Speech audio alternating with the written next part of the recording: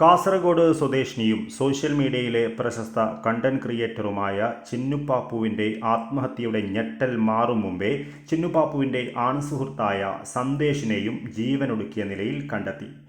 ഉളിയത്തടുക്ക മന്നിപ്പാടി ഹൗസിലെ നാരായണ നായിക് സരോജ ദമ്പതികളുടെ മകനായ സന്ദേശിനെ ഞായറാഴ്ച ഉച്ചകഴിഞ്ഞ് 2 മണിയോടെയാണ് ജീവനൊടുക്കിയ നിലയിൽ കണ്ടെത്തിയത്. ഡോർ പോളിഷ് തൊഴിലാളിയായിരുന്നു സന്ദേശ്. ചിന്നുപാപ്പു മരിച്ചതിന് ശേഷം വളരെയധികം വിഷമത്തിൽ കഴിയുകയായിരുന്നു. ചിന്നുപാപ്പുവിൻ്റെ മരണവുമായി ബന്ധപ്പെട്ട് സന്ദേശിനെ പോലീസ് ചോദ്യം ചെയ്ത് വിട്ടയച്ചിരുന്നു. സന്ദേശിൻ്റെ മാനസിക നിലയിൽ പോലീസ് വളരെയധികം ആകുലതയിലായിരുന്നു.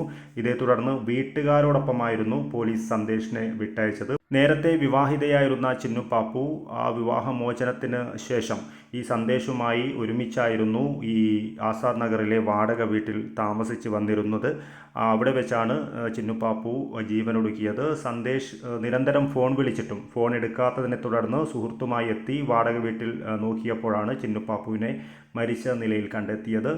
എന്തായാലും ഈ ചിന്നുപാപ്പുവിൻ്റെ മരണം സോഷ്യൽ മീഡിയ ലോകം ഞെട്ടലോടെയാണ് കണ്ടത്.